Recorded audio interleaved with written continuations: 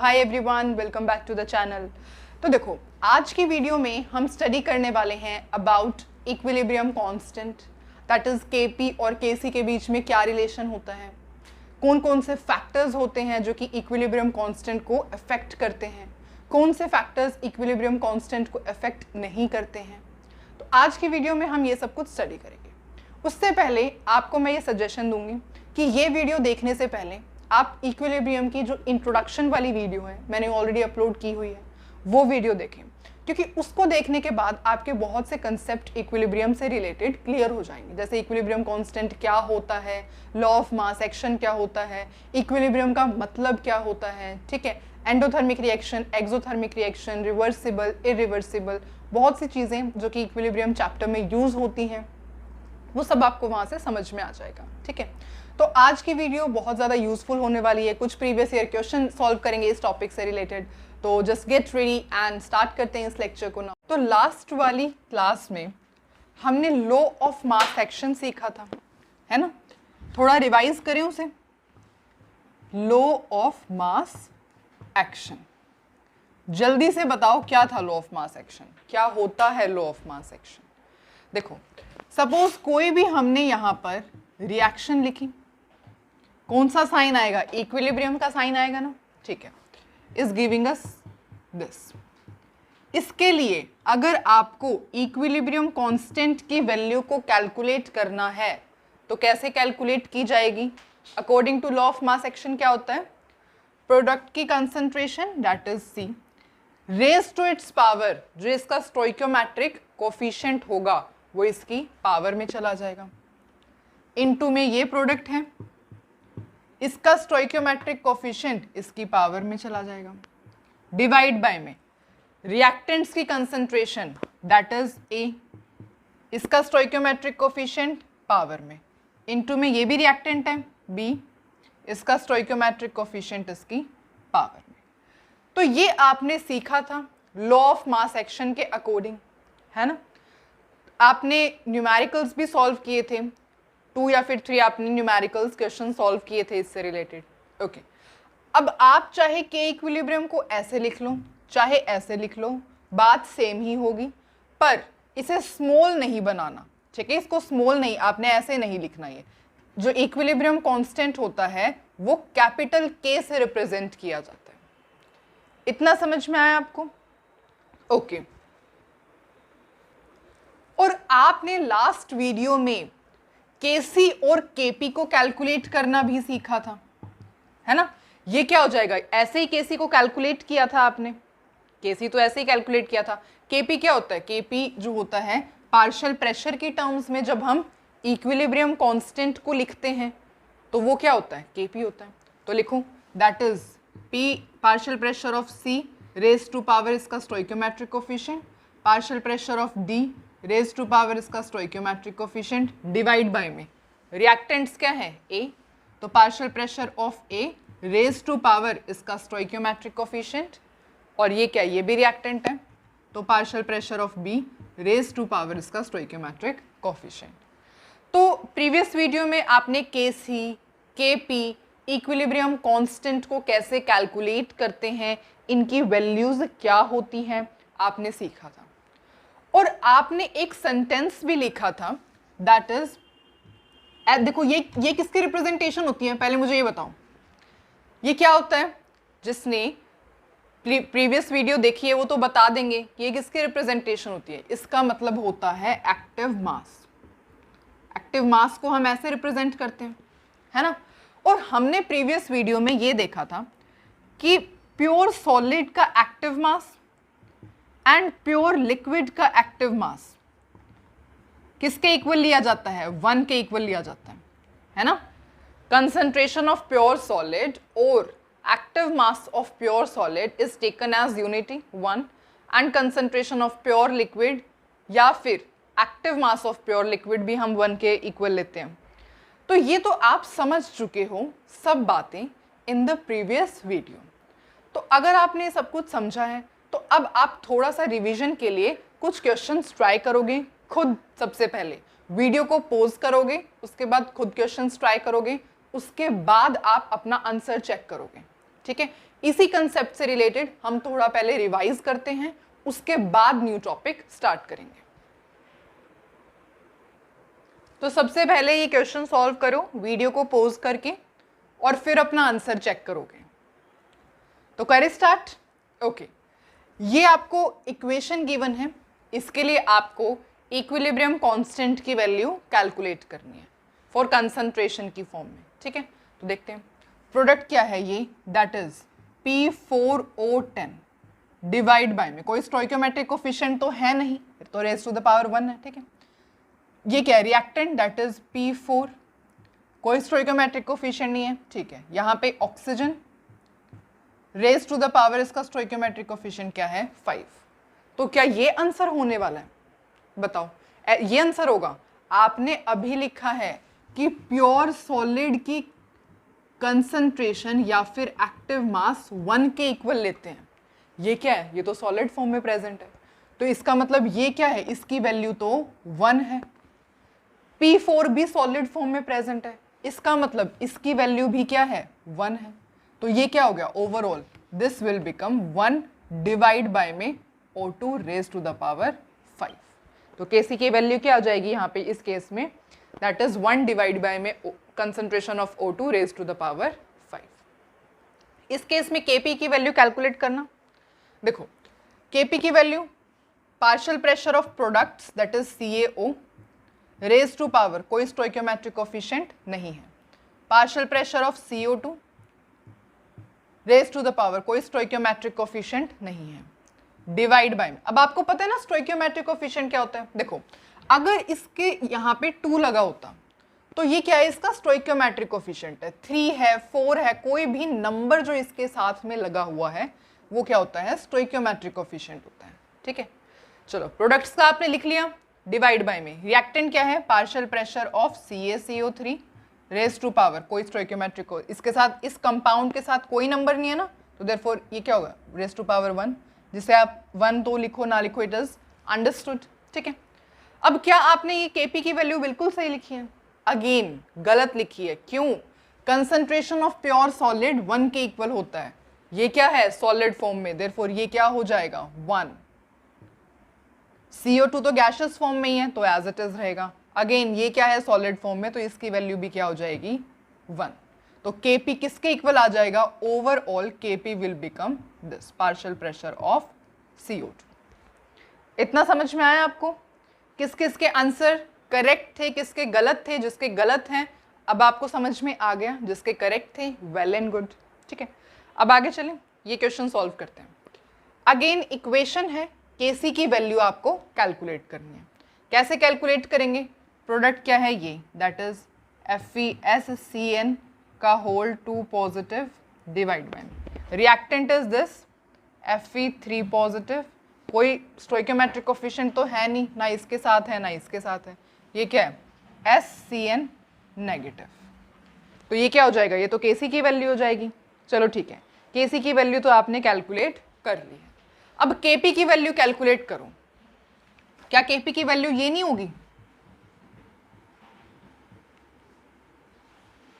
क्या Kp की value इसको ऐसे लिख सकते हैं हम, Fe3 पॉजिटिव इनटू में partial pressure of SCN negative.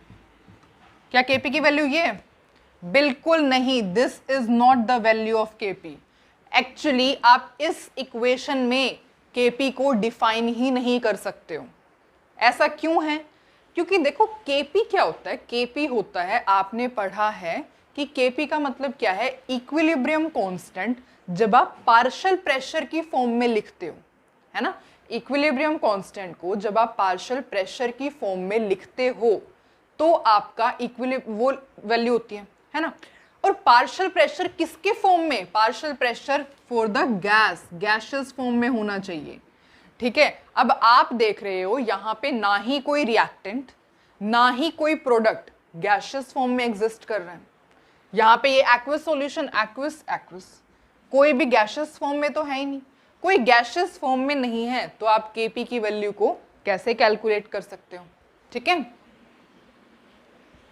तो आप ये बात लिख सकते हो, you can write this thing in the form of note, कि Kp can be defined, Kp can be defined only when at least one of the reactant or product must be in gaseous phase. जब आपका कोई भी, अगर इन सब में से कोई एक भी रिएक्टेंट या फिर प्रोडक्ट गैशियस फॉर्म में होता तो आप Kp की वैल्यू को डिफाइन कर सकते थे, पर यहाँ पे ना रिएक्टेंट गैशियस फॉर्म में है ना प्रोडक्ट गैशियस फॉर्म में है, दैट्स वाई यहाँ पर Kp की वैल्यू का कोई मतलब नहीं बनता है। इतना समझ में आया आपको? ठीक है, ये तो आपकी रिवीजन हो चुकी है जो हमने लास्ट वीडियो में पढ़ा था, वो सब आपने पढ़ लिया। अब हम उसी की कंटिन्यूएशन में आगे नया टॉपिक स्टार्ट करेंगे। टॉपिक तो नया क्या ही है, मतलब उसकी कंटिन्यूएशन में ही हम आगे फर्दर प्रोसीड करेंगे। तो करते हैं स्टार्ट। देखो, अब आपको Kp एंड Kc के बीच का मतलब समझ में आ गया, ठीक है। तो अब हम देखते हैं relationship between Kp and Kc। Kp और Kc के बीच में क्या रिलेशन होता है, क्या फॉर्मूला होता है, बहुत इंपॉर्टेंट रिजल्ट हम कैलकुलेट करने वाले हैं यहाँ से, ठीक है। तो स्टार्ट करते हैं। देखो, सपोज कोई भी मैंने रिएक्शन लिखी है, ये, और सबके सब ये गैशियस फॉर्म में है, ये गैशियस फॉर्म में, gaseous form, gaseous form, gaseous form, suppose सब कुछ जो है गैशियस फॉर्म में है, ठीक है। तो अगर आपको कहा जाए Kp कैलकुलेट करने के लिए, तो जल्दी से Kp कैलकुलेट करके बताओ। Partial pressure of C raise to the power small c, इसका कोफिशिएंट है ना। उसके बाद partial pressure of D raise to the power this, divide by partial pressure of A raise to the power A, partial pressure of B raise to the power B। Kp की value को calculate कर लिया, बहुत अच्छी बात है। इसी के लिए अगर आप Kc की वैल्यू को कैलकुलेट करोगे तो वो क्या होगी, यहाँ लिख रही हूँ, Kc will be equal to concentration of C raise to the power C, concentration of D raise to the power D, divide by में concentration of A raise to the power A, concentration of B raise to. अब आपको ये पता है ना, आपने अभी समझा कैसे रिप्रेजेंट करते हैं, ठीक है, ओके। तो आपको एक इक्वेशन और पता है जो कि क्या है, आइडियल गैस इक्वेशन, पता है ना आपको क्या होता है, PV is equals to nRT होता है। अब अगर आप यहाँ से P की वैल्यू को कैलकुलेट करोगे तो that will be equal to N/V into RT, ये हो जाएगा। और जो N/V होता है ना, N/V वो किसके इक्वल होता है, मोलर कंसंट्रेशन के इक्वल होता है, या फिर आप उसे एक्टिव मास भी कह सकते हो, ठीक है। जो N/V होता है वो आप मोलर कंसंट्रेशन के इक्वल होता है, या उसे एक्टिव मास भी कह सकते हो, मतलब N/V की रिप्लेसमेंट में आप ये यूज कर सकते हो। समझ में आई बात, ठीक है। यहाँ पे किसी भी उसकी कंसंट्रेशन हो जाएगी, ठीक है। तो you can represent N/V as C, ठीक है। ये कंसंट्रेशन होगी, आप रिएक्टेंट लोगे तो रिएक्टेंट की कंसंट्रेशन होगी, ठीक है। तो मतलब आप N/V को क्या पुट करोगे, कंसंट्रेशन, मोलर कंसंट्रेशन या फिर एक्टिव मास। तो करे स्टार्ट, ओके। तो देखो, दैट इज P को हम क्या लिख सकते हैं, कंसंट्रेशन ऑफ N/V, तो कंसंट्रेशन होगी ना, मोलर कंसंट्रेशन होगी, ओके। तो यहाँ पे क्या आएगा, concentration of C, P is equals to concentration into में R और T, और रेज टू द पावर कितना है, होल की raise to the power C। Similarly PD को हम क्या लिख सकते हैं, N/V तो कंसंट्रेशन होते हैं, कंसंट्रेशन ऑफ D इनटू में RT raise to the power whole D, divide by में PA को क्या लिख सकते हैं, again concentration of A RT raise to the power small a, और PB को क्या लिख सकते हैं, कंसंट्रेशन ऑफ B इनटू में RT raise to the power small b। N/V concentration है, इनटू में RT, कंसंट्रेशन इनटू में RT, कंसंट्रेशन इनटू में RT, कंसंट्रेशन इनटू में RT, कंसंट्रेशन इनटू में RT। यही तो किया आपने, P को रिप्लेस करके कंसंट्रेशन इनटू में RT का है, ठीक है। आगे सॉल्व करें, ओके। अब आप देख रहे हो ये पूरी टर्म के raise to the power C है, ये पूरी टर्म के raise to the power D है, तो हम ऐसे लिख सकते हैं, देखो c की पावर c एंड d की पावर d, और RT को अगर मैं कॉमन निकालूं तो ये क्या हो जाएगा, RT raise to the power c plus में d। ऐसा क्यों है, क्योंकि जब बेस सेम होते हैं तो पावर ऐड हो जाती है ना। सपोज यहाँ पे 2 रेज टू पावर a है, इनटू में 2 रेज टू पावर b है, तो क्या लिखोगे, बेस सेम है, पावर क्या हो जाएगी, ऐड a प्लस b। तो यहाँ पे भी RT तो सेम है, पावर क्या हो जाएगी, c प्लस d ऐड हो जाएगी, ठीक है। ओके, सेम काम यहाँ पे होगा, a raise to the power a है, b raise to the power b है, RT base same, power will add a plus में b। इतना समझ में आया? ओके, अब इसको क्या लिख सकते हैं, दैट इज दिस इनटू में, और ये डिवाइड में है, बेस सेम है, डिवाइड में है, तो ये ऊपर जाके माइनस में हो जाएगा, है ना। क्या बन जाएगा, दैट इज RT इनटू में a प्लस b माइनस में c प्लस में d। क्या मैं सही लिख रही हूं, आपको समझ में आ रहा है? अब तक यहां तक रिवाइज करते हैं जो भी हमने लिखा है। देखो, पार्शियल प्रेशर को आपने कंसंट्रेशन इनटू में RT लिख सकते हो, क्यों, क्योंकि N/V is equals to active mass या मोलर कंसंट्रेशन। तो कंसंट्रेशन RT, कंसंट्रेशन ऐसे लिख दिया आपने, ठीक है। रेज टू द पावर सबकी चल ही रही है, ओके। अब आपने क्या किया है, ये इसको सेपरेट कर दिया, इसको सेपरेट कर दिया, RT बेस सेम है, पावर ऐड हो जाएगी c प्लस d। अगेन यहाँ पे सेपरेट करके लिखें, RT सेम है, बेस सेम, पावर ऐड हो जाएगी, ठीक है। उसके बाद आपने ये तो एज इट इज रखा, RT बेस सेम है, तो ये क्या हो जाता है, दैट इज, मैंने गलत लिखा है, ये गलत लिखा है मैंने, क्या है ये, c प्लस d है, c plus d minus a plus में ये आएगा, ठीक है। ये जब ऊपर जाएगा तो ये माइनस में हो जाता है ना, ये ऐसे करो, ऐसे हो जाएगा ये इनटू में RT, तो ये क्या हो जाएगा, माइनस a प्लस b हो जाएगा। तो वही तो लिखा है, c plus d minus a plus b, ठीक है, ओके। RT, अब आप देख रहे हो कि आपने Kc की वैल्यू को तो ये लिखा था, क्या ये और ये सेम नहीं है, ये बिल्कुल सेम है। तो हम इस पूरी टर्म को रिप्लेस करके Kc लिख सकते हैं, बिल्कुल लिख सकते हैं। तो मैंने क्या किया, इस पूरी टर्म को रिप्लेस करके Kc लिख दिया। और अब RT raise to the power कैसे लिख सकते हैं, तो ये लिख सकते हैं हम RT raise to the power delta NG। तो ये क्या आ जाता है आपके पास, रिलेशन आ जाता है between Kp is equals to Kc equals to लगाऊं इनटू में RT raise to the power delta NG। देखो, इसके रिप्लेसमेंट में तो आपने Kc लिख दिया क्योंकि Kc इसके इक्वल था।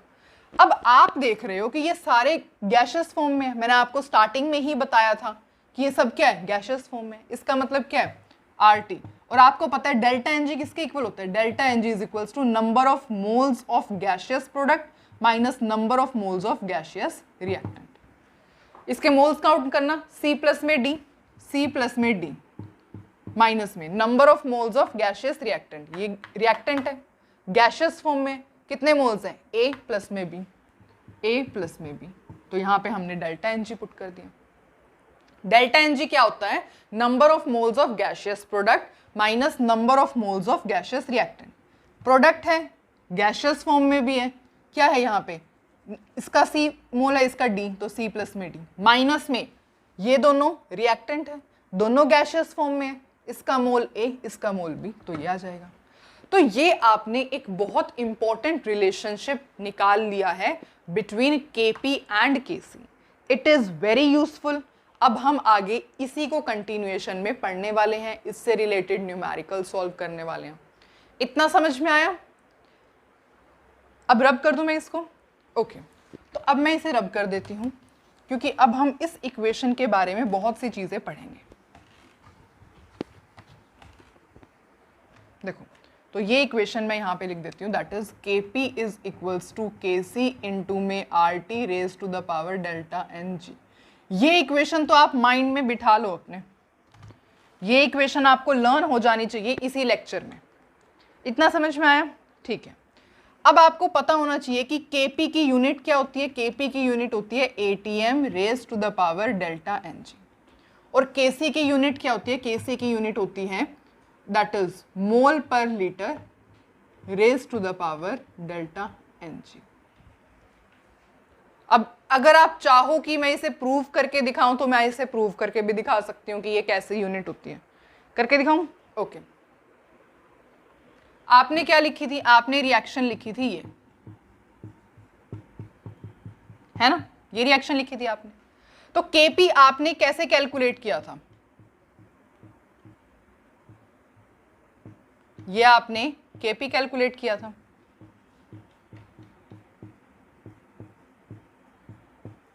अच्छा, अब इनकी यूनिट बताना।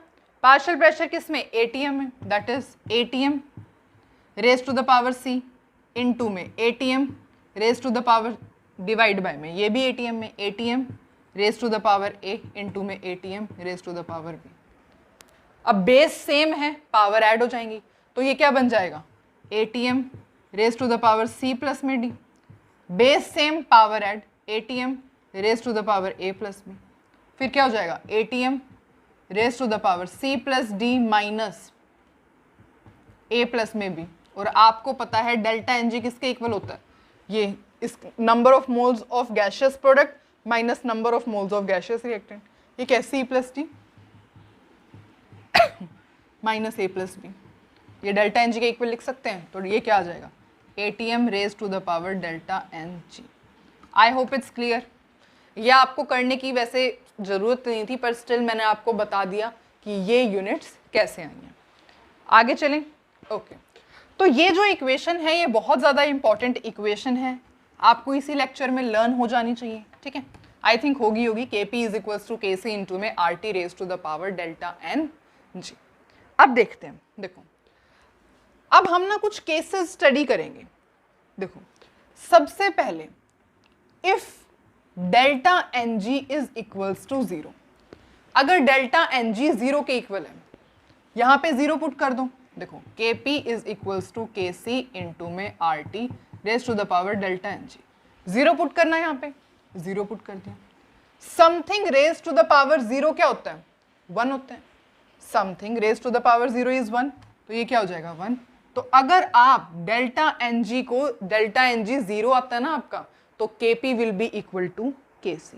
और यहाँ पे ये दोनों ही कैसे होंगे? यूनिटलेस, इनकी कोई यूनिट नहीं होगी इस केस में, दोनों ही कैसे होंगे? यूनिटलेस। अच्छा, मैं आपको 2 रिएक्शन देती हूँ, आपको उसे सॉल्व करके दिखाना है। सपोज N2 प्लस में oxygen is giving you 2NO। इसमें आप मुझे बताओ Kp और Kc के बीच में क्या रिलेशन है? सब गैशियस फॉर्म में, ये भी gaseous form, gaseous form, gaseous form. तो पहले आप क्या कैलकुलेट करोगे? Kp कैलकुलेट कर लो, ठीक है। तो Kp कैलकुलेट जब आप करोगे तो Kp और Kc के बीच में रिलेशन बताना, तो Kp will be equal to Kc into में RT raise to the power delta Ng। Delta Ng क्या है? डेल्टा Ng कैलकुलेट करो, सब गैशियस फॉर्म में है। अगेन आई एम टेलिंग, ये कितना है? 2 मोल्स, माइनस में रिएक्टेंट के मोल्स को प्लस कर दो, 1 + 1 दैट इज 2, तो 2 - 2 कितना आ गया? 0। तो ये क्या हो जाएगा? 0। And something raise to the power 0 किसके इक्वल हो जाता है? 1 के। ये 1 के इक्वल है ना, something raise to power 0 is 1, तो ये किसके इक्वल आ गया? Kp will be equal to Kc, ठीक है। इतना समझ में आया आपको? ओके, अब नेक्स्ट केस डिस्कस करते हैं। अगर if delta Ng is equals to positive, अगर डेल्टा Ng पॉजिटिव है तो देखते हैं क्या होगा। सपोज रिएक्शन से समझते हैं। देखो PCl5 is giving us PCl3 plus में क्लोरीन, सब गैशियस फॉर्म में है, ठीक है। ओके, अब इसके अंदर Kp और Kc के बीच में रिलेशन बताते हैं। Kp is equals to Kc into में RT raise to the power delta Ng। Kc RT, delta Ng क्या है? कैलकुलेट करो। Delta Ng number of moles of product in gaseous form, दोनों गैशियस फॉर्म में है। मैं बता रही हूँ आपको, मैंने लिखा नहीं, पर मैं आपको बता रही हूँ सब रिएक्टेंट प्रोडक्ट गैशियस फॉर्म में। इसके आगे कितने मोल? 1, इसके आगे 1 मोल, 1 + 1 दैट इज 2, माइनस में रिएक्टेंट के मोल दैट इज 1, 2 - 1 दैट इज 1, तो ये कितनी होगी? 1। इसका मतलब क्या है कि अगर आप डेल्टा Ng को पॉजिटिव लेते हो तो Kp की वैल्यू क्या हो जाएगी? Then Kp will be greater than Kc। Kp किससे बड़ा हो जाएगा? Kc से बड़ा हो जाएगा। और ऐसा क्यों होगा? क्योंकि आप देख रहे हो number of moles of product यहाँ पे कितने हैं, number of moles of product in gaseous form यहाँ पे कितने हैं, 1 + 1 2 है। Number of moles of product ज्यादा है as compare to reactant, reactant के तो 1 ही मोल है ना, जिस वजह से जो आपकी Kp की वैल्यू हो जाएगी that will be greater than Kc। Is it clear? Okay. अगर मैं आपको ये कहूं कि इसमें ना आप मुझे Kp और Kc की यूनिट कैलकुलेट करके बता दो, Kp की यूनिट क्या आएगी और Kc की यूनिट क्या आएगी, यूनिट और बताना एक बार। आपको पता है Kp की यूनिट कैसे कैलकुलेट करते हैं, ATM raise to the power delta Ng। तो करना एक बार, ATM डेल्टा Ng क्या है, प्रोडक्ट के मोल्स कितने हैं, 1 + 1 दैट इज 2, तो 2 माइनस में रिएक्टेंट के मोल कितने हैं, 1, तो 2 माइनस में 1 दैट इज 1। तो इसका मतलब क्या होगा, Kp will be equal to ATM। Kp की यूनिट क्या आएगी, ATM में आएगी, ठीक है। और इसके अंदर Kc की कैलकुलेट करना, दैट इज क्या होता है, मोल डिवाइड बाय में लीटर इनटू में डेल्टा Ng। डेल्टा Ng क्या है, 1 + 1 दैट इज 2 माइनस में रिएक्टेंट के मोल्स इन गैसियस फॉर्म 1 1, तो ये क्या आ जाएगी, मोल पर लीटर। इस केस में Kp और Kc की यूनिट क्या आ जाएगी फॉर दिस पर्टिकुलर रिएक्शन, ठीक है। मैं इस केस की बात नहीं करनी, delta Ng this particular reaction के लिए आपने Kp की वैल्यू और Kc की यूनिट को कैसे कैलकुलेट करते हैं वो सीख लिया, समझ में आ गया।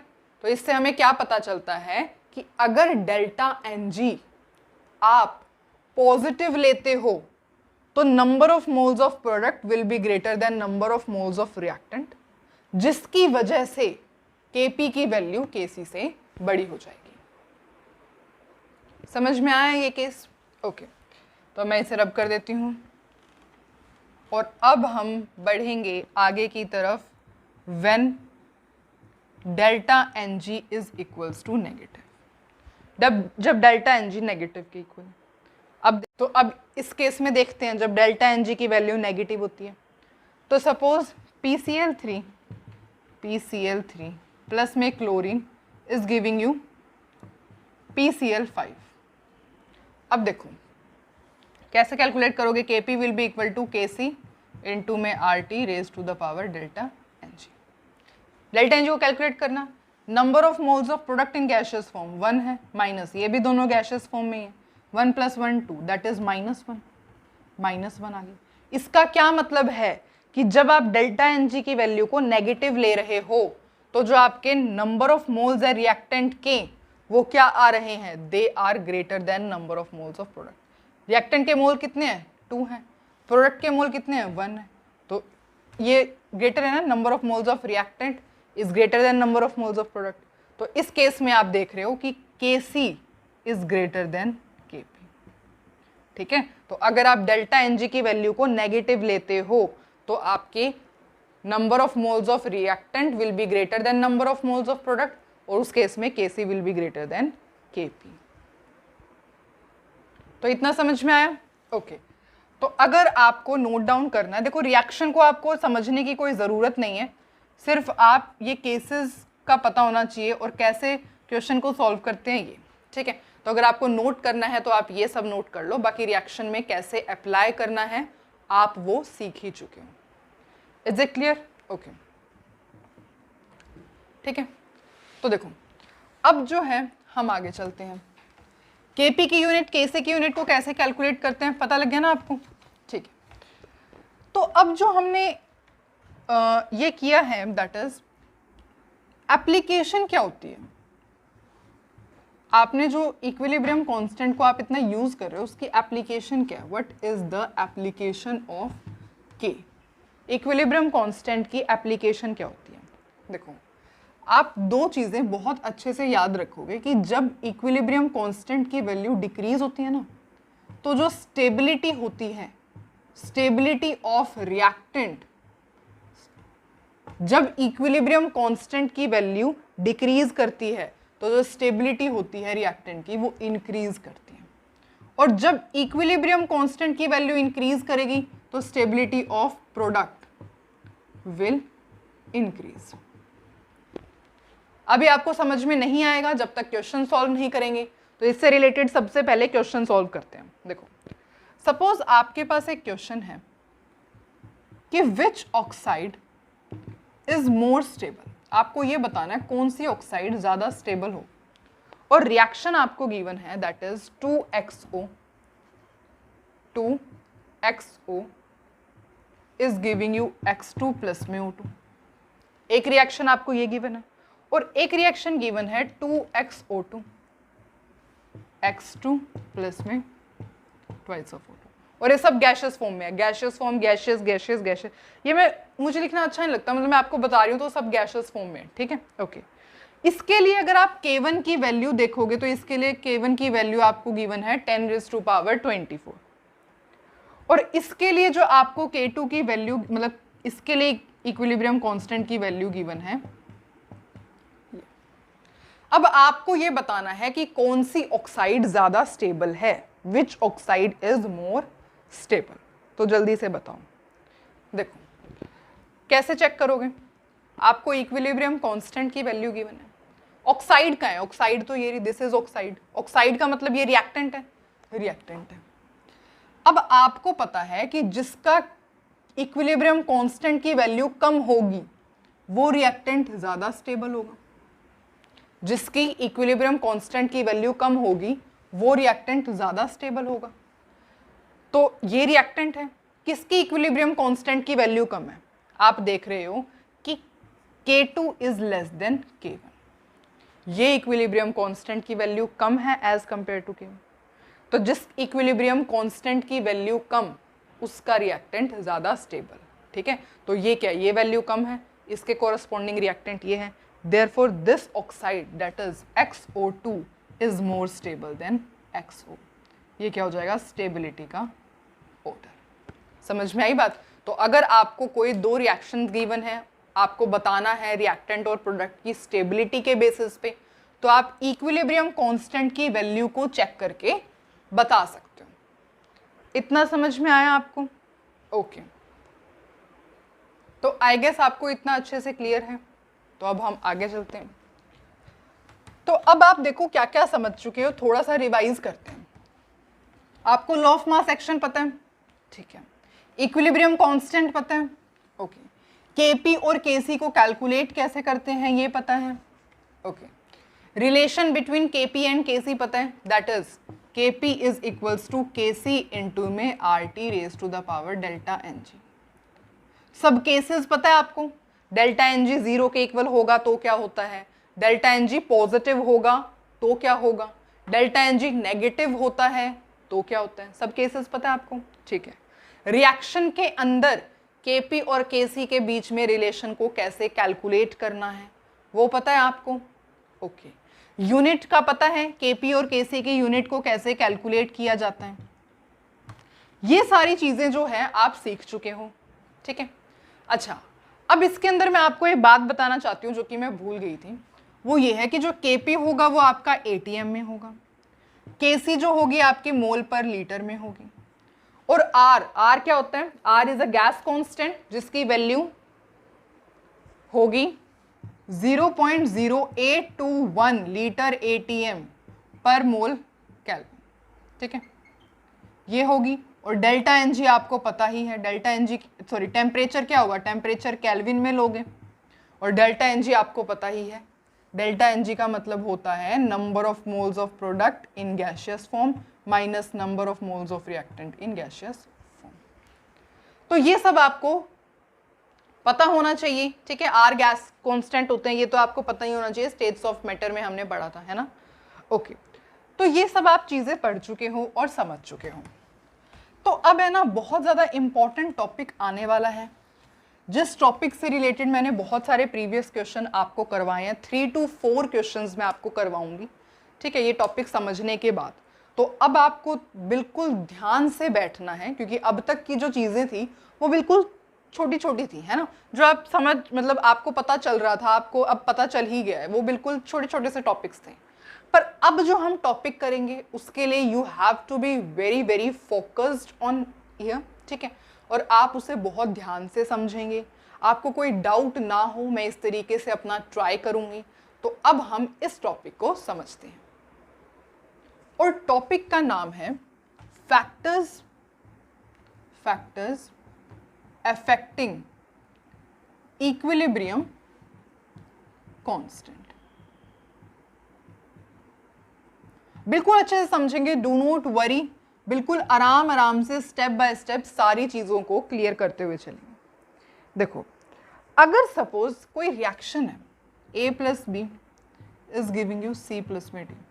अब मैं आपसे एक बात बोलना चाहती हूँ कि अगर मैंने इक्विलिब्रियम चैप्टर में इन केस अगर मिसअंडरस्टैंडिंग से ये वाला एरो यूज कर लिया हो तो प्लीज आप कंफ्यूज मत होना, मैंने वो गलती से ही यूज किया होगा। इक्विलिब्रियम चैप्टर में हमेशा इस एरो का यूज होता है, हम इंट्रोडक्शन में ऑलरेडी पढ़ चुके हैं, ठीक है। तो मैं आपको सिर्फ ये बात बोल रही हूँ कि अगर इन केस मैंने ये एरो यूज किया हो तो आप कंफ्यूज मत होना, वो मेरी गलती से ही यूज हुआ होगा, पर मैं ध्यान रख रही हूँ कि मैं ये एरो यूज ना करूँ, ठीक है। ओके, तो अब ये आपके पास रिएक्शन है। अब जल्दी से आप इस रिएक्शन का मुझे केसी कैलकुलेट करके बताओ। पता है आपको, अब आप इतना पढ़ चुके हो कि आप केसी बिल्कुल आराम से कैलकुलेट कर लोगे। ऐसे ही होता है केसी। Very good. इसके लिए सपोज इक्विलिब्रियम कांस्टेंट को हमने केसी से ही सपोज रिप्रेजेंट कर रहे हैं, ठीक है।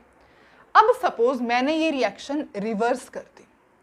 रिवर्स का मतलब अब ये रिएक्शन मैंने लिख दी ऐसे।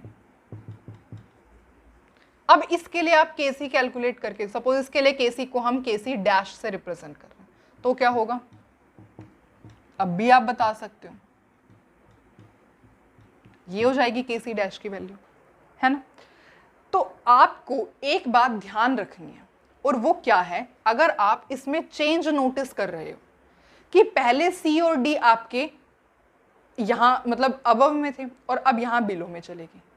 पहले यहाँ पे न्यूमरेटर थे, अब डिनोमिनेटर बन चुके हैं। मतलब क्या होगा? रेसिप्रोकल हो गया। इन केस हम शॉर्ट में ऐसे कह सकते हैं कि इनका रेसिप्रोकल हो गया ये। इससे आपको पता है हमें क्या कंक्लूजन मिलती है? इससे हमें कंक्लूजन ये मिलती है कि जब भी किसी रिएक्शन को रिवर्स किया जाता है, आप ये बात लिखो, when reaction is reversed, when reaction is reversed, जब किसी रिएक्शन को, ये रिएक्शन थी आपने, इस रिएक्शन को जब आप रिएक्शन को रिवर्स करोगे तो जो आपका इक्विलिब्रियम कांस्टेंट हो जाएगा, इट विल गेट रिवर्स्ड। ठीक है, देखो आप खुद ही देख लो, आप खुद ही नोटिस कर लो ये चीज। आपने ये रिएक्शन लिखी थी, ठीक है, इसके लिए इक्विलिब्रियम कांस्टेंट को कैलकुलेट किया था, ठीक है। अब आपने इस रिएक्शन को रिवर्स किया। रिवर्स करने के बाद आपके इक्विलिब्रियम कांस्टेंट में क्या चेंज आया? रेसिप्रोकल हो गए। रेसिप्रोकल करने के बाद यही मिलेगा ना।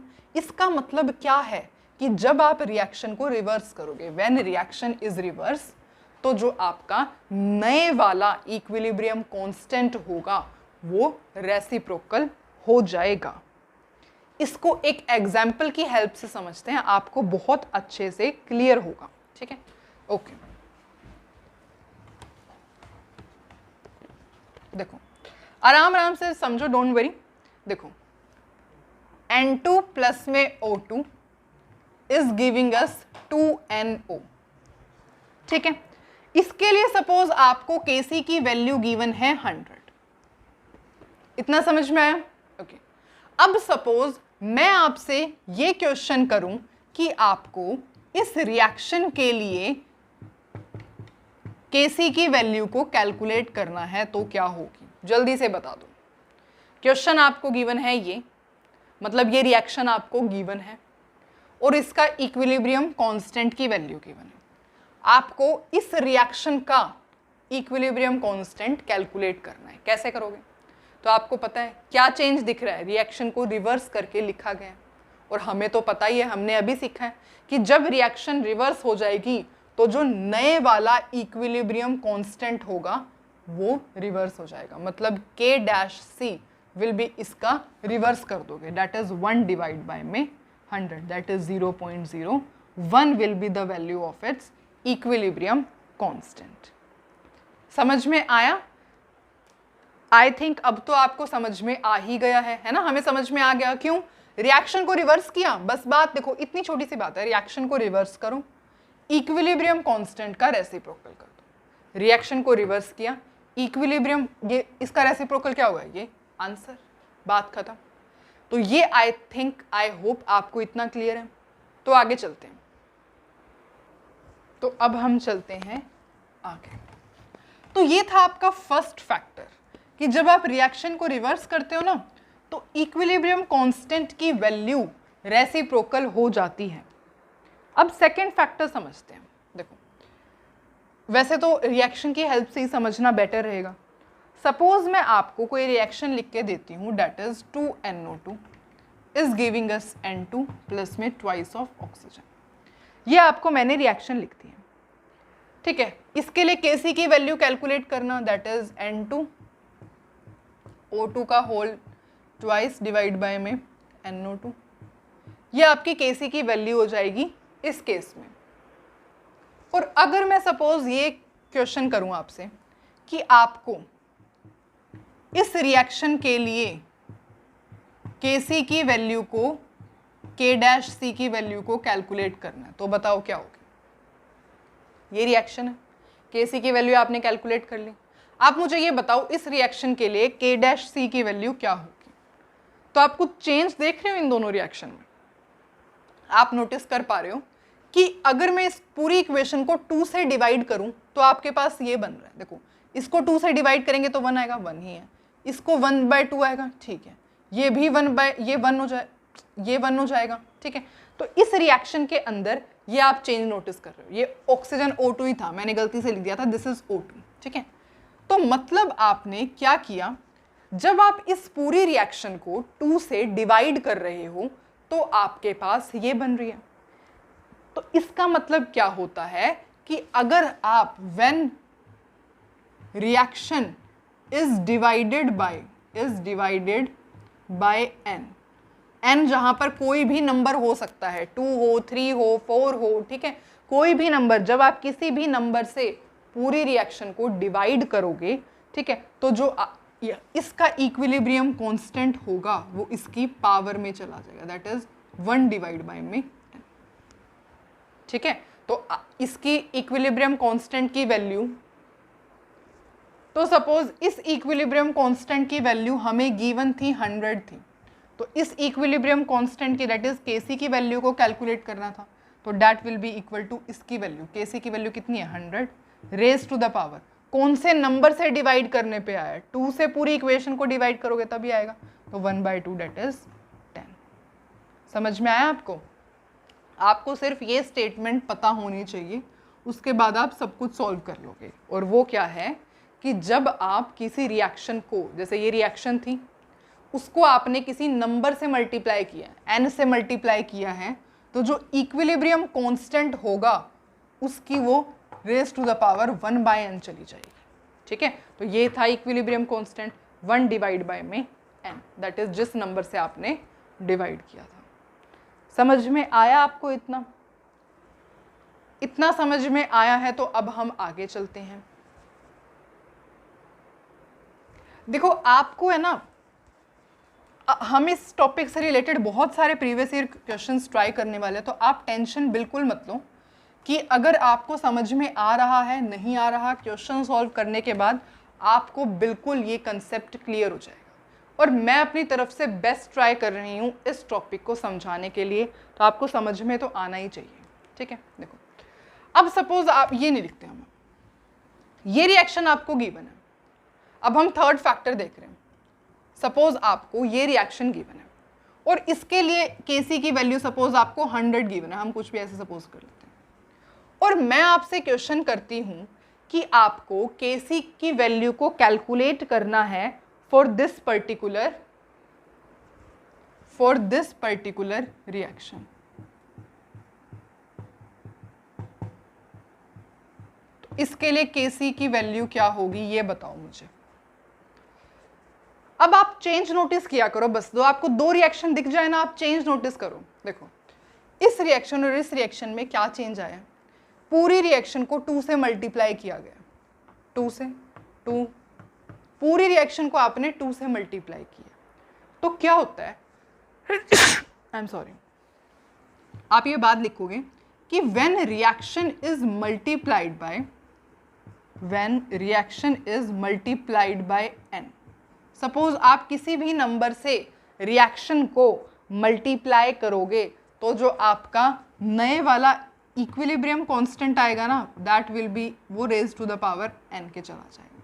ये नोट इंपॉर्टेंट है। तो यहाँ पे आप देख रहे हो कि रिएक्शन को आपने किसी नंबर से, दैट इज 2 से मल्टीप्लाई किया है, तो k डैश c की वैल्यू क्या हो जाएगी, दैट इज ये वाला equilibrium constant raise to the power किस नंबर से मल्टीप्लाई किया, 2 से, देयरफॉर 2। समझ में आई बात? ठीक है। तो जब भी आप किसी रिएक्शन को मल्टीप्लाई करोगे किसी नंबर से, तो जो नए वाला इक्विलिब्रियम कांस्टेंट आएगा वो किसके इक्वल हो जाएगा, पहले वाले इक्विलिब्रियम कांस्टेंट की value raise to the power जिस नंबर से आपने मल्टीप्लाई किया। समझ में आया? तो अब तक आप 3 केसेस डिस्कस कर चुके हो। जब रिएक्शन को रिवर्स किया जाता है, जब रिएक्शन को किसी नंबर से डिवाइड किया जाता है, और जब रिएक्शन को किसी नंबर से मल्टीप्लाई किया जाता है। तो तीनों केसेस में इक्विलिब्रियम कांस्टेंट को कैसे कैलकुलेट करना होता है ये आप समझ चुके हो। अब एक लास्ट केस देखते हैं। वो लास्ट केस है अगर रिएक्शन को ऐड किया जाता है, इफ रिएक्शंस आर एडेड।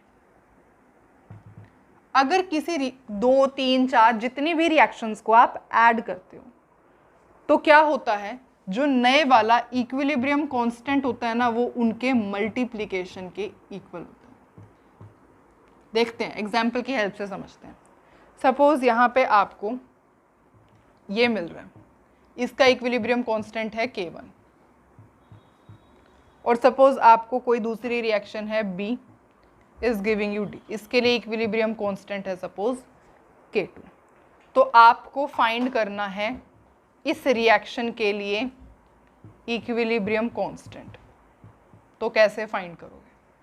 तो आप देख रहे हो कि अगर इन दोनों रिएक्शन को ऐड करो, करना एक बार ऐड। देखो क्या रिएक्शन है, एक तो ये रिएक्शन है और एक ये रिएक्शन है, तो ऐड करना, that is A plus b will give B plus में D।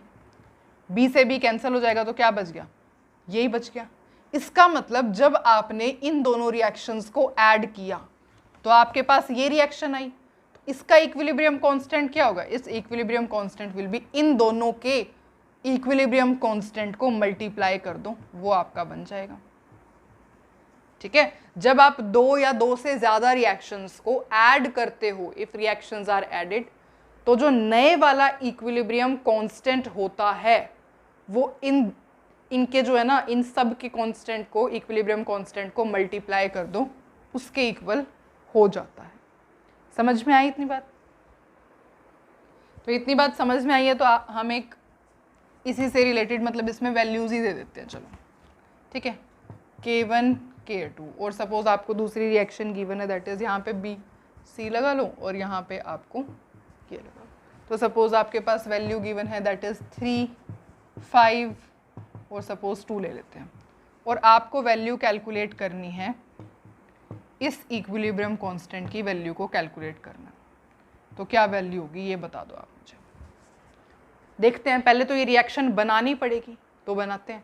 ये रिएक्शन क्या गिवन है, ये B और यही रिएक्शन गिवन है ना, A B दे रहा है, B C C D, ये रिएक्शन गिवन है। इन सबको ऐड करो। देखो वैसे तो आप ऐसे भी कैंसिल कर सकते हो, पर अगर आपको नहीं आता तो लेफ्ट हैंड साइड वाले ऐड करो, राइट हैंड साइड वाले ऐड करो, B प्लस C प्लस में D। जो कैंसिल हो रहा है उसे कैंसिल कर दो, B से B कैंसिल, C से C कैंसिल, क्या बचा, ये बच गया। इसी रिएक्शन का आपको इक्विलिब्रियम कांस्टेंट कैलकुलेट करना है। तो आपको पता ही है, जब रिएक्शन को ऐड किया है आपने तो इक्विलिब्रियम कांस्टेंट की वैल्यू मल्टीप्लाई हो जाएगी। तो सबको मल्टीप्लाई कर दो, K will be equal to K1 into में K2 इंटू में K3, that is 3 into 5 into 2, that is 30। तो आंसर कितना आ जाएगा आपका, 30। समझ में आई आपको इतनी बात? ठीक है।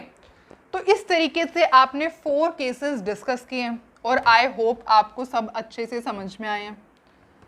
अच्छा, मैं आपको एक और क्वेश्चन पूछती हूँ इसी में, इसको एज इट इज लिखे रहने देते हैं।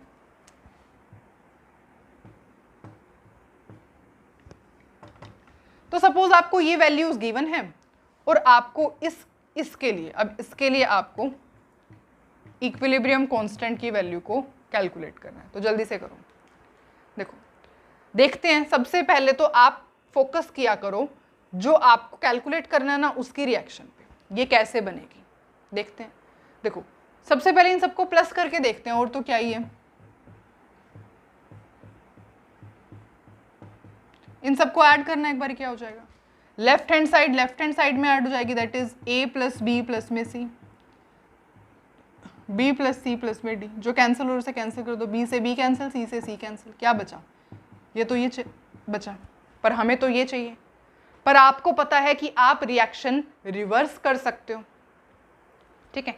कैसे रिवर्स करोगे रिएक्शन, देखो सबसे पहले इसके लिए आप इक्विलिब्रियम कांस्टेंट कैलकुलेट कर लो सबसे पहले तो आप, ठीक है, क्योंकि वैसे अगर आपको प्रैक्टिस होती तो आप कैलकुलेट कर सकते इजीली, पर अभी हम स्टेप बाय स्टेप चलते हैं। तो इस इक्वेशन का इक्विलिब्रियम कांस्टेंट कैलकुलेट करो, कैसे आएगा, रिएक्शन जब ऐड की जाती है तो इक्विलिब्रियम कांस्टेंट की वैल्यू मल्टीप्लाई हो जाती है, that is k will be equal, मतलब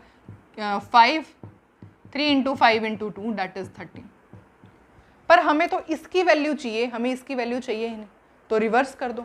रिवर्स क्या हो जाएगी, ये रिएक्शन रिवर्स में ऐसे हो जाएगी।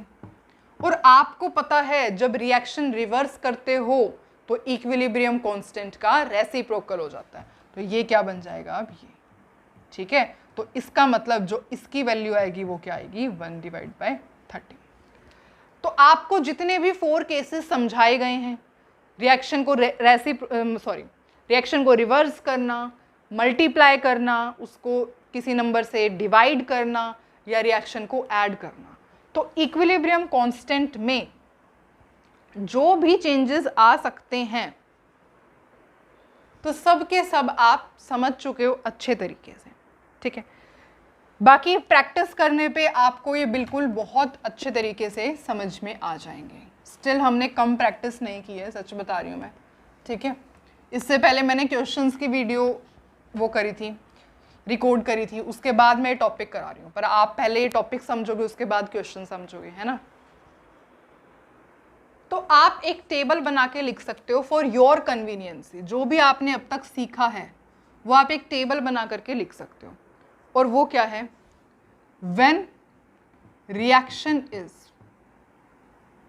New equilibrium constant. बस इस टेबल की हेल्प से आप बस इस टेबल को नोट कर लेना, और इस टेबल की हेल्प से जितने भी क्वेश्चंस मैं आपको करवाऊंगी इस टेबल को देखते देखते सॉल्व करोगे, ठीक है।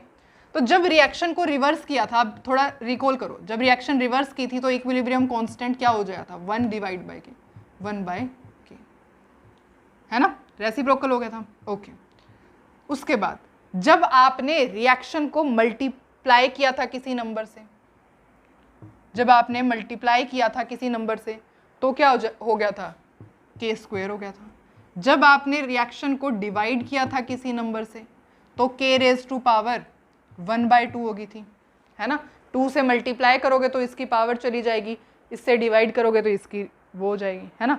और अगर आपने रिएक्शन को ऐड किया था, इफ रिएक्शन इज एडेड, बहुत सारी रिएक्शंस को 2 3 4 जितनी भी रिएक्शन को जब आपने ऐड किया था तो जो इक्विलिब्रियम कांस्टेंट था वो किसके इक्वल था, k1 इंटू में k2 एंड अप टू सोन, जितनी भी रिएक्शन ऐड करोगे k3 उन सब, ठीक है।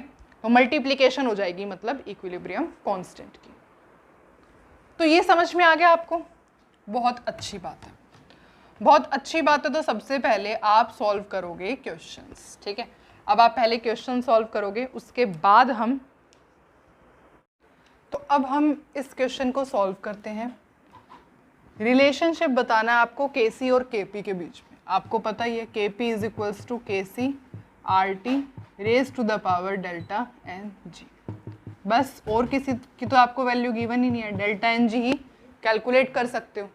डेल्टा Ng की वैल्यू क्या होगी, delta Ng number of moles of product in gaseous form 2 minus number of moles of reactant in gaseous form 1 + 3 that is 4 that is -2। तो क्या आ जाएगी Kc RT raise to the power -2। तो ये क्या हो जाएगा, रिलेशनशिप हो जाएगा, ठीक है। ऐसे बहुत से क्वेश्चन इजी आते हैं। तो वैसे ये क्वेश्चन तो कॉम्पिटिटिव पॉइंट ऑफ व्यू से बिल्कुल मतलब ये तो सिर्फ आपको मैंने बताया है कि इन शॉर्ट अगर ऐसा आ जाए आपके एग्जाम में तो किस तरीके से आपको सॉल्व करना है, ठीक है। तो ये तो हो गया। अब जो है हम लास्ट फैक्टर स्टडी करते हैं जो कि है टेम्परेचर, ठीक है। अब हम फोर्थ फैक्टर स्टडी कर रहे हैं जो कि है टेम्परेचर। देखो सपोज हम ऐसे कंसीडर करते हैं कि टेम्परेचर 1 पे इक्विलिब्रियम कांस्टेंट की वैल्यू K1 है और टेम्परेचर 2 पे इक्विलिब्रियम कांस्टेंट की value K2 such that temperature 2 is greater than temperature T1।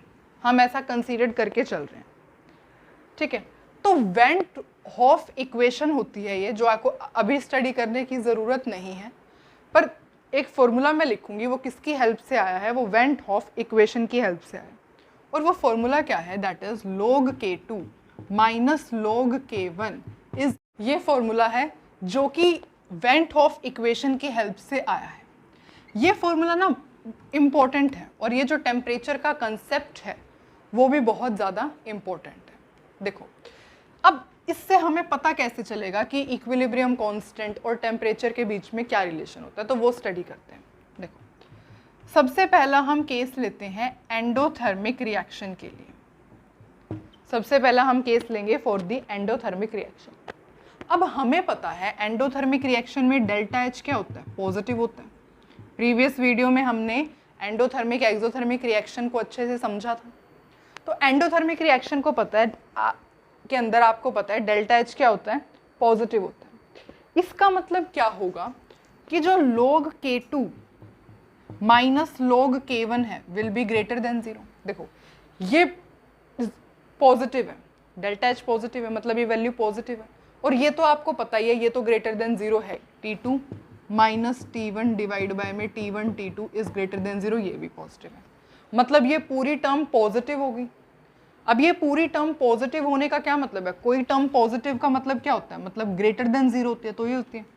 तो इसका मतलब log K2, देखो दोबारा से समझाती हूँ, ये पॉजिटिव है, ये भी पॉजिटिव है पूरा का पूरा, मतलब आपके पास आया है ये इज इक्वल्स टू पॉजिटिव। तो इसको हम ऐसे लिख सकते हैं ग्रेटर देन 0, क्योंकि जैसे 2 है, 2 पॉजिटिव होता है तो वो 0 से बड़ा ही है। जो भी टर्म पॉजिटिव होती है वो 0 से बड़ी ही होगी, है ना। तो इसका मतलब क्या है कि एंडोथर्मिक रिएक्शन के केस में log K2 minus log K1 is greater than 0।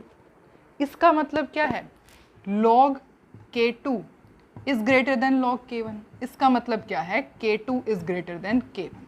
अब इससे हमें क्या रिलेशनशिप से क्या समझ में आया, इससे हमें ये समझ में आया कि एंडोथर्मिक रिएक्शन के केस में, एंडोथर्मिक रिएक्शन के केस में जब आप टेम्परेचर इंक्रीज कर रहे हो तो इक्विलिब्रियम कांस्टेंट की वैल्यू भी इंक्रीज करेगी।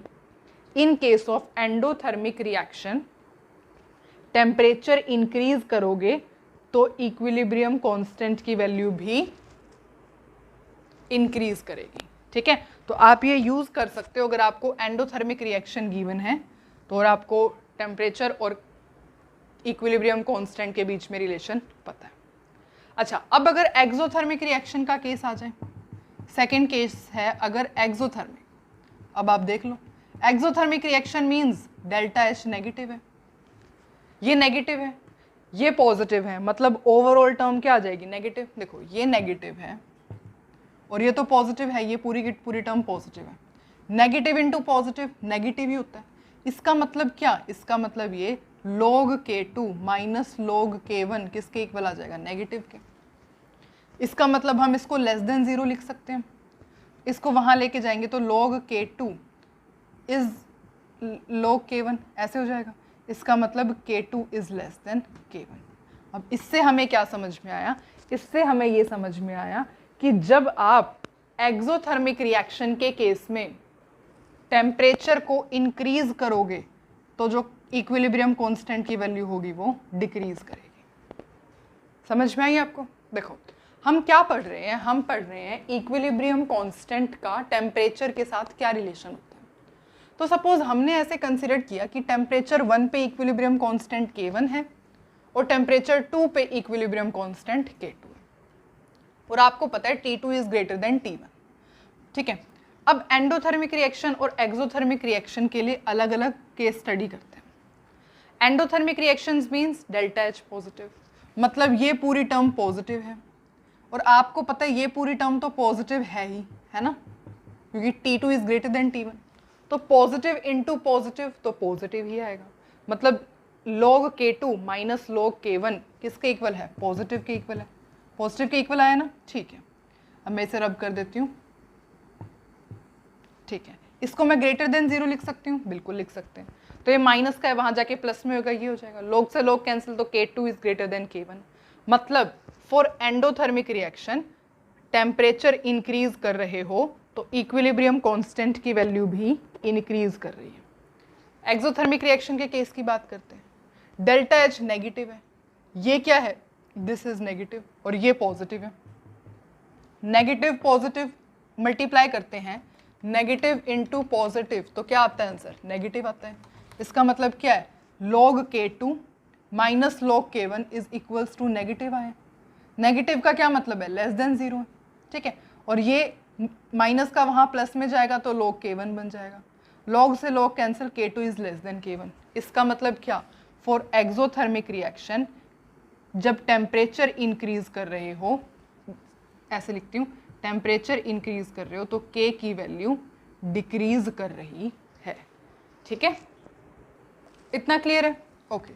तो ये कुछ फैक्टर्स थे जिसके ऊपर इक्विलिब्रियम कांस्टेंट डिपेंड करता है, जो कि इक्विलिब्रियम कांस्टेंट को अफेक्ट करते हैं, जिसमें से बहुत ज़्यादा इंपॉर्टेंट फैक्टर ये है टेम्परेचर, और बाकी सब जो है फैक्टर्स आपने स्टडी किए हैं वो न्यूमेरिकल पॉइंट ऑफ व्यू से बहुत ज़्यादा इंपॉर्टेंट होते हैं, ठीक है। तो अब हम आगे समझते हैं। अब हमारा सिर्फ और सिर्फ एक लास्ट टॉपिक रहता है, तो वो और देख लेते हैं। आपने वो फैक्टर्स तो समझ लिए जिसके ऊपर इक्विलिब्रियम कांस्टेंट की वैल्यू डिपेंड करती है। अब वो देखते हैं जिसके, वो फैक्टर्स देखते हैं जो कि नहीं अफेक्ट करते इक्विलिब्रियम कांस्टेंट को। Factors not affecting equilibrium constant, ऐसे लिख दूं, के इक्विलिब्रियम, ठीक है। देखो, कंसंट्रेशन का कोई इफेक्ट नहीं होता इक्विलिब्रियम कांस्टेंट पे। कंसंट्रेशन का इनिशियल कंसंट्रेशन क्या है रिएक्टेंट की? इन शॉर्ट, कंसंट्रेशन जो होती है रिएक्टेंट्स एंड प्रोडक्ट्स की, रिएक्टेंट्स एंड प्रोडक्ट्स की, उसका कोई इफेक्ट नहीं होता इक्विलिब्रियम कांस्टेंट पर। तो ये कुछ फैक्टर्स हैं जो कि इक्विलिब्रियम कांस्टेंट को इफेक्ट नहीं करते। कंसंट्रेशन क्या है रिएक्टेंट्स की, प्रोडक्ट्स की, उससे इक्विलिब्रियम कांस्टेंट इफेक्ट नहीं होता। इनर्ट गैस जैसे हीलियम होगी, क्रिप्टॉन होगी, उससे भी इक्विलिब्रियम कांस्टेंट को कोई इफेक्ट नहीं होगा।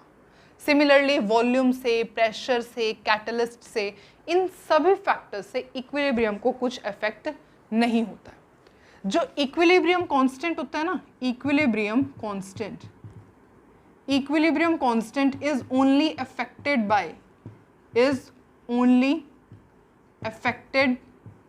By temperature. सिर्फ टेम्परेचर से उसे फर्क पड़ता है बहुत ज़्यादा।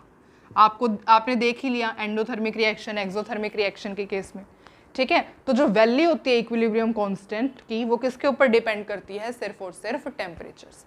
टेम्परेचर पर इक्विलिब्रियम कांस्टेंट की वैल्यू डिपेंड करती है।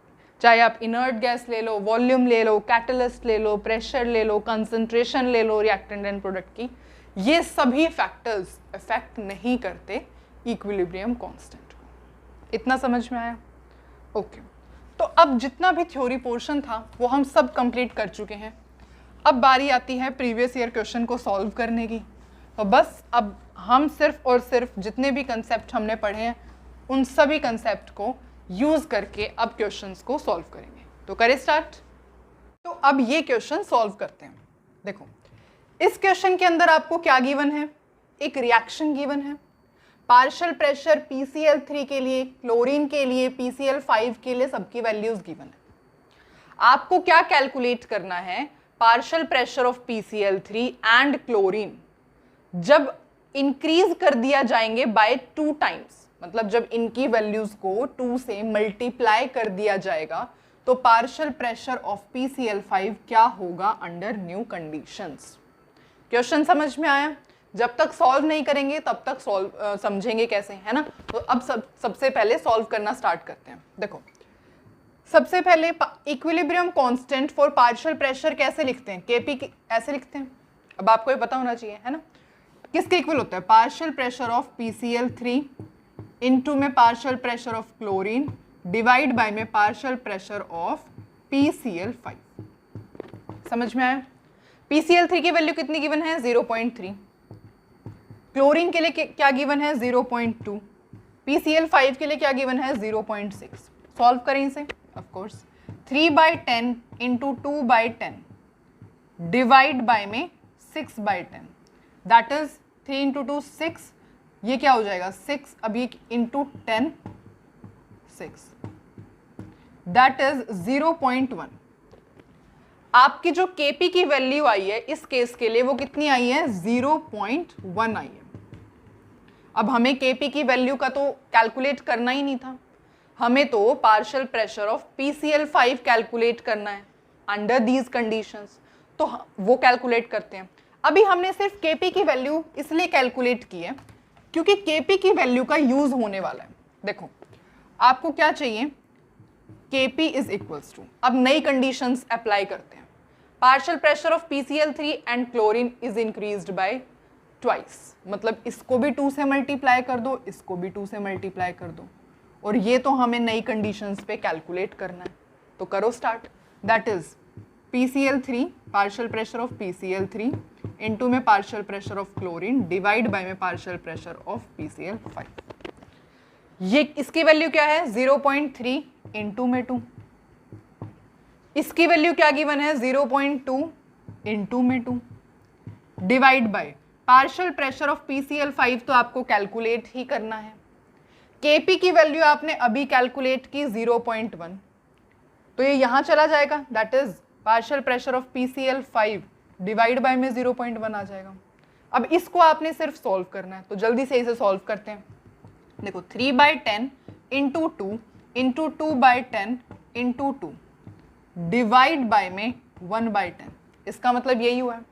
अब इसको मल्टीप्लाई करते हैं। 3 इंटू 2 6, 6 और 12, 12 इंटू 2 24, दैट इज ये आ गया है 24 डिवाइड बाय में 100।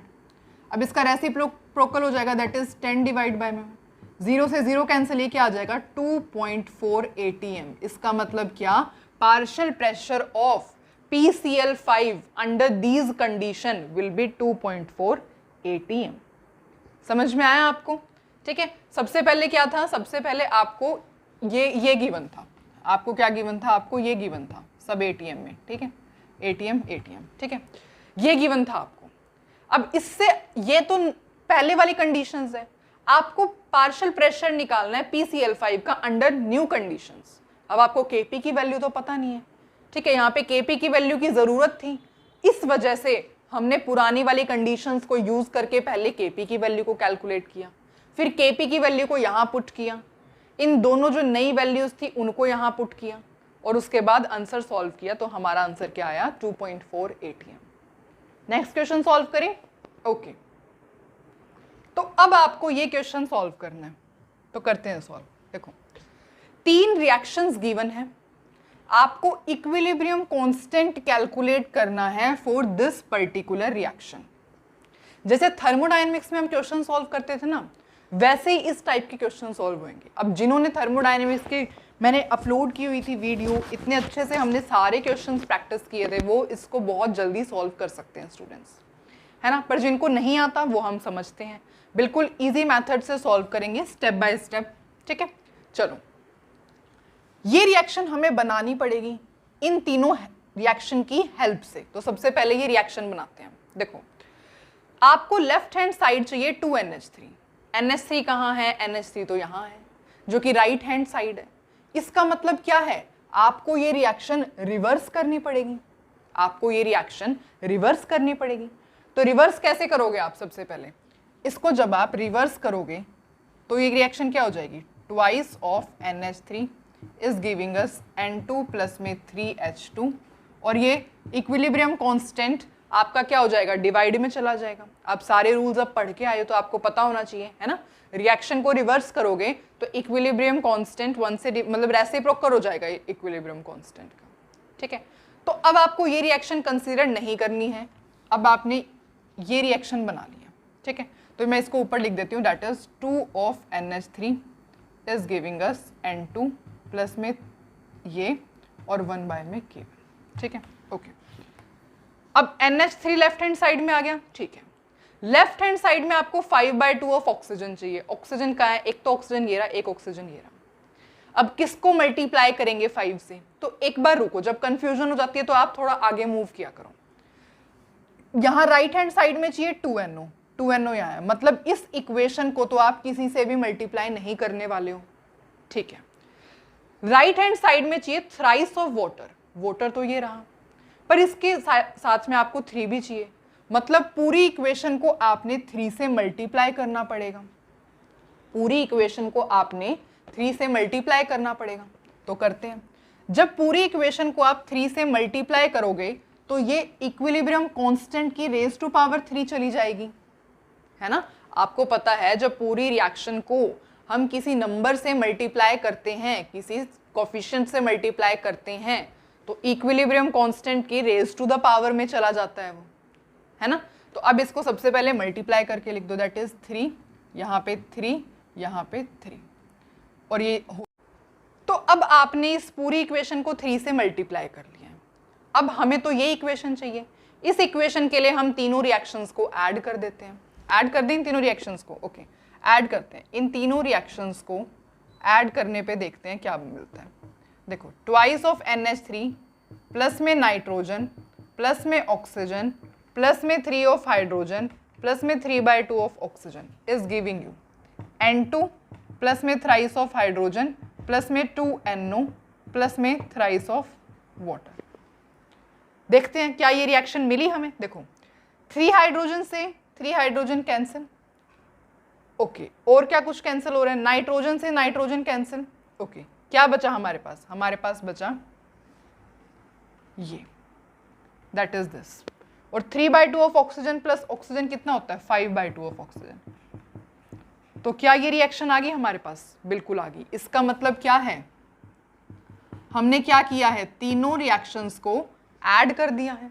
तीनों रिएक्शंस को ऐड करेंगे तो इनके इक्विलिब्रियम कांस्टेंट क्या हो जाएंगे, मल्टीप्लाई हो जाएंगे। तो मल्टीप्लाई कर दो, दैट इज 1/K1 इंटू में K2 इंटू में K3 रेज टू पावर 3। तो ये क्या हो जाएगी, ये आपकी K की वैल्यू आ जाएगी। किसके लिए, इस पर्टिकुलर रिएक्शन के लिए आपकी इक्विलिब्रियम कांस्टेंट की वैल्यू ये आ गई। Is it clear, okay. तो समझ में आया आपको ये क्वेश्चन कैसे करना था, ठीक है। अब हम इसी टाइप का एक नेक्स्ट क्वेश्चन ट्राई करते हैं। तो अब हम ये क्वेश्चन ट्राई करते हैं। देखो, इसके अंदर भी आपको क्या है, गिवन है, 2 रिएक्शंस गिवन है। एक पर्टिकुलर रिएक्शन का आपको क्या कैलकुलेट करना है, इक्विलिब्रियम कांस्टेंट की वैल्यू बतानी है। तो देखो कैसे बनाओगे, NO2 है, NO2 कहाँ पर है, NO2 तो यहाँ पर है। ये हमें कहाँ चाहिए, हमें तो लेफ्ट हैंड साइड में चाहिए। इसका मतलब क्या करना पड़ेगा, इसका मतलब जो है आपको ये रिएक्शन रिवर्स करनी पड़ेगी। तो सबसे पहले रिवर्स कर दो, ठीक है। देखो, रिवर्स करते ही ये क्या बन जाएगा, 2NO2, ठीक है, और ये क्या देगा, दैट इज 2NO प्लस में ऑक्सीजन,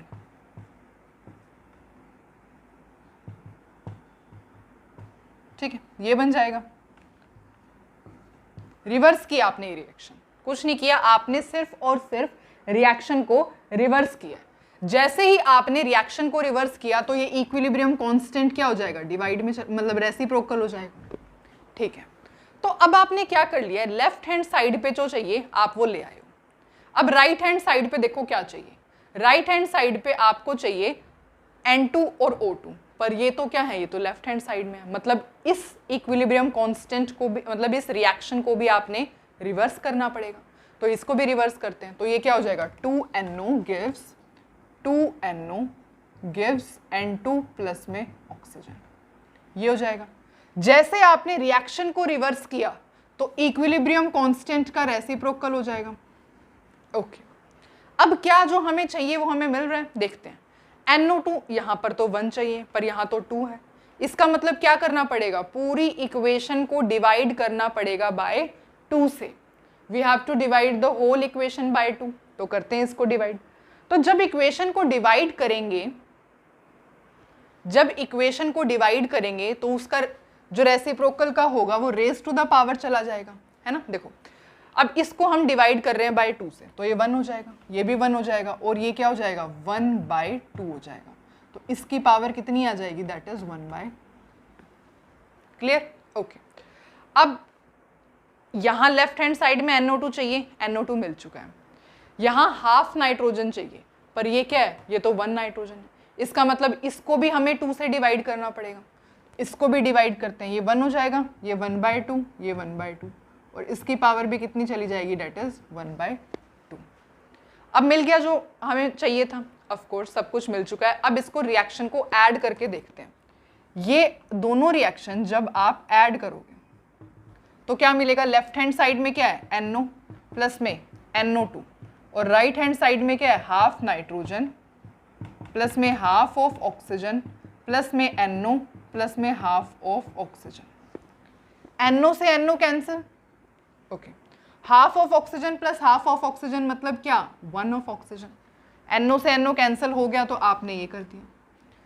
अब क्या हमें यही इक्वेशन की जरूरत थी, NO2 ठीक है, हाफ नाइट्रोजन ठीक है, ऑक्सीजन ठीक है, मतलब आपने इक्वेशन बना लिया।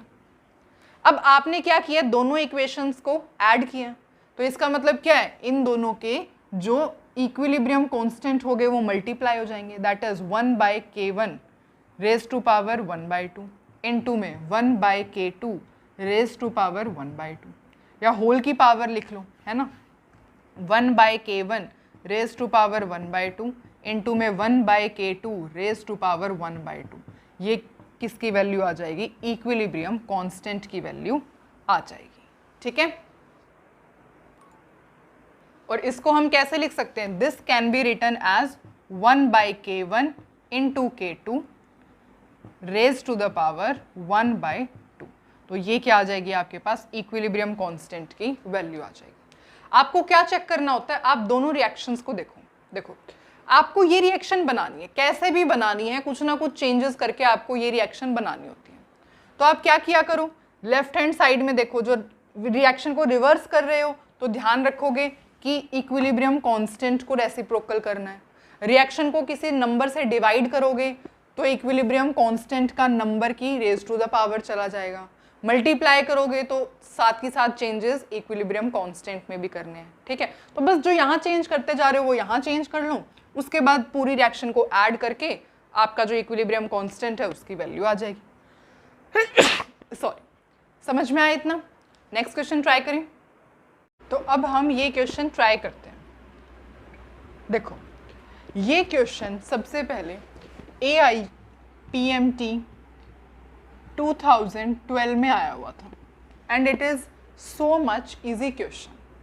देखो रिएक्शन गिवन है आपको, A2 की वैल्यू गिवन है, B2 की कंसंट्रेशन की वैल्यू गिवन है, AB की कंसंट्रेशन की वैल्यू गिवन है।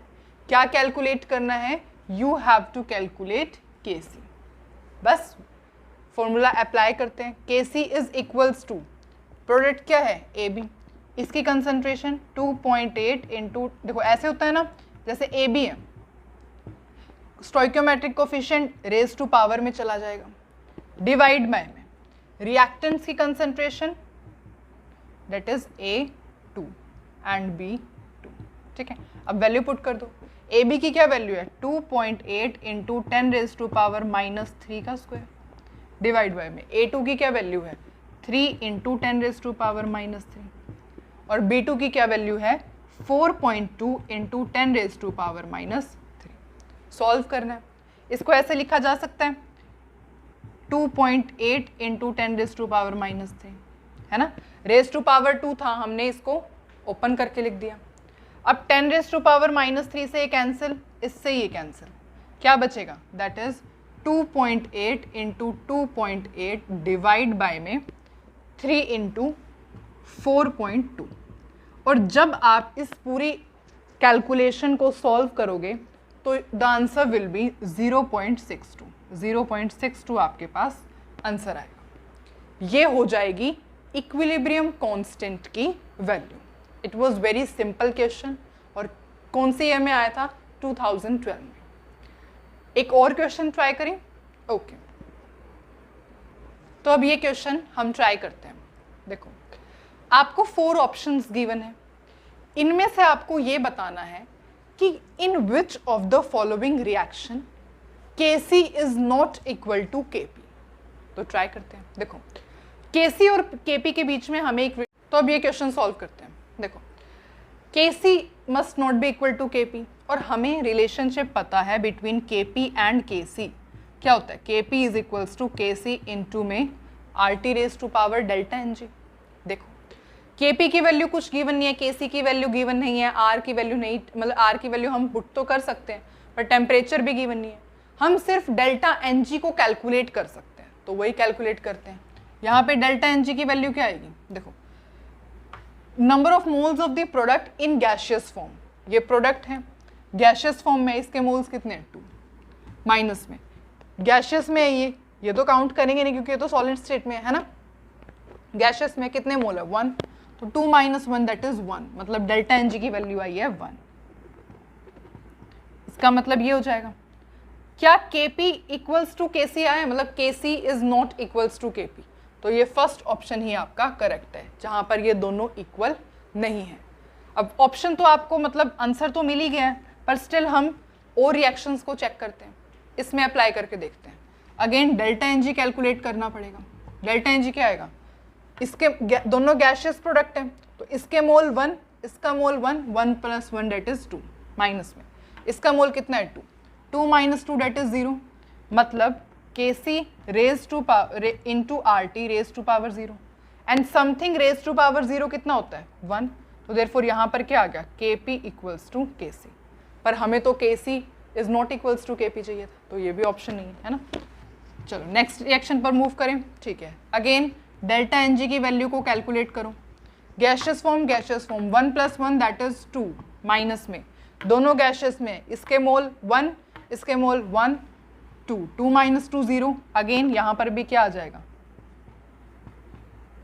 समथिंग रेज टू पावर 0 1, तो देयरफॉर ये 1 हो गया और Kp किसके इक्वल आ गया? Kc के इक्वल आ गया। पर हमें तो ये चाहिए था, देयरफॉर ये भी आंसर नहीं है। ठीक है, नेक्स्ट लास्ट रिएक्शन देखते हैं। इसके लिए डेल्टा Ng की वैल्यू क्या रहेगी? कितने मोल्स हैं यहाँ गैशियस प्रोडक्ट के? 2। तो 2 माइनस में यहाँ पे 1, यहाँ पर 1, दोनों गैशियस में है। 2 - 2 0, again same, that is RT raise to power 0 and something raise to power 0 is 1। तो देयरफॉर यहाँ पर 1 आ जाएगा और Kp will be equal to Kc। पर हमें तो ये चाहिए था, तो हमने आंसर तो निकाल ही दिया था, आंसर तो हमें पता लग ही गया था स्टार्टिंग में, पर स्टिल हमने ये चेक कर लिया कि बाकी सब रिएक्शंस में तो Kp Kc के इक्वल है। यही रिएक्शन ऐसी थी जिसमें Kp Kc के इक्वल नहीं था। और ये क्वेश्चन आपका आया हुआ था इन AIPMT 2010 में। कितना इजीएस्ट क्वेश्चन था, first option was the correct. ठीक है, अब हम ये क्वेश्चन सॉल्व करते हैं। देखो, इसके अंदर क्या है? एक रिएक्शन का इक्विलिब्रियम कांस्टेंट आपको गिवन है, दूसरी रिएक्शन का इक्विलिब्रियम कांस्टेंट आपको कैलकुलेट करना है। कैसे करोगे? हमें तो ये रिएक्शन चाहिए, तो इस रिएक्शन की हेल्प से ये रिएक्शन बनानी पड़ेगी। कैसे बनाएंगे? देखो, लेफ्ट हैंड साइड हमें चाहिए हाइड्रोजन, पर ये तो राइट हैंड साइड है, मतलब रेसिप्रोकल करना, रेसिप्रोकल नहीं, इनवर्स करना पड़ेगा रिएक्शन को। That is half hydrogen plus में half iodine is giving us HI। अब जैसे आपने रिएक्शन को रिवर्स किया तो इसका क्या हो जाएगा? रेसिप्रोकल हो जाएगा। अब ये इक्विलिब्रियम कांस्टेंट हो गया, पर स्टिल हमें जो चाहिए था वो हमें नहीं मिला। कैसे? यहाँ पे 2 HI चाहिए, पर यहाँ तो 1 HI है, मतलब पूरी इक्वेशन को मल्टीप्लाई करना पड़ेगा 2 से। जब इसको 2 से मल्टीप्लाई करोगे तो इक्विलिब्रियम कांस्टेंट को भी रेज टू द पावर चला जाएगा, है ना, रेज टू द पावर 2 आ जाएगा। बस अब हो गया। देखो, ये तो हो जाएगा 1, ये भी 1 हो जाएगा और ये क्या हो जाएगा? 2 HI। मतलब आपको जो चाहिए था वो मिल गया। और कैसे मिला? ये तो यही इसकी क्या वैल्यू हो जाएगी? K इक्विलिब्रियम विल बी 1/8 का स्क्वायर, दैट इज 1 में 64। तो ये आपकी वैल्यू हो जाएगी। ठीक है, तो आप बस इस चीज़ पर फोकस किया करो कि आपने इस रिएक्शन की हेल्प से, मतलब जो गिवन है आपको रिएक्शन, उसकी हेल्प से आप कैसे ये बना सकते हो, और जो जो चेंजेस आप यहाँ कर रहे हो वो इक्विलिब्रियम कांस्टेंट में भी आप वो चेंजेस करते रहो, इजीली आपका आंसर आ जाएगा। ठीक है, और ये क्वेश्चन आया हुआ था AIPMT 2008 में। This question was quite easy, है ना। एक और क्वेश्चन ट्राई करें ऐसा ही। तो अब ये क्वेश्चन आपको होमवर्क में सॉल्व करना है, और ये क्वेश्चन आया हुआ था AIPMT 2007 में। बहुत आराम से आप इस क्वेश्चन को सॉल्व कर सकते हो, क्योंकि हमने इस टाइप के 3 to 4 क्वेश्चंस ट्राई किए हैं। ठीक है, आप ये क्वेश्चन बिल्कुल सॉल्व कर सकते हो, और इसका आंसर मुझे कमेंट सेक्शन में लिख के बताओगे। और अगर आपको आंसर चेक करना है इसका, तो इसका आंसर आपका आएगा K2 K3 का होल थ्राइस डिवाइड बाय में K1। ये आपका आंसर आना चाहिए। तो पहले खुद ट्राई करना और उसके बाद अपना आंसर चेक करना। ठीक है।